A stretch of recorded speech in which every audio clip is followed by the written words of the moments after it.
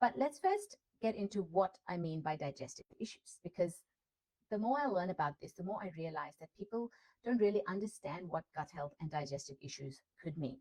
So if you have if you know that you have IBS, irritable bowel syndrome, or if you have any other gut health issues, so this includes things like bloating, digestive issues, pain, gas, flatulence, all those embarrassing things we don't want to talk about, they're all gut health issues. If you have constipation, if you have loose stools, if you have irregular bowels, again, embarrassing, we don't want to talk about it, but yes, they are definitely gut issues. And really interestingly, even if you have food that sits there and doesn't get digested, if you don't feel hungry, if you have a meal and you feel really heavy and sluggish after a meal, that's another symptom of having digestive issues too.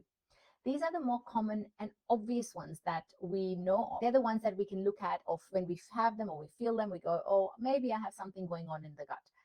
But really interestingly, I'm seeing more and more clients who think they don't have digestive issues, but they all come down to digestive issues. So I'm going to give you a few examples.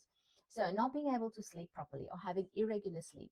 Do you know that that's also connected to your digestion? It's a really important one. So in Ayurveda, we have the concept of doshas and imbalance and elements. And I won't get into that in this video. But basically, when we have food that doesn't get digested properly, that doesn't get metabolized, it can put an element or a part of our body out of balance. And that's what causes things like not being able to sleep, insomnia, anxiety, even things like dizziness and vertigo can be caused by that. So all of those things come back to, again, digestive issues, which is why it's so incredible that by improving our digestion, we can actually improve the symptoms that are sort of still there in the background, but maybe we don't pay enough notice to them because they're just niggly or they're minor, or we are more concerned with other issues that bother us. Another really interesting one is also when we feel like we have brain fog or we feel moody, when we could even feel a little bit heavy, or, just don't feel like doing anything, a little bit depressed, a little bit low.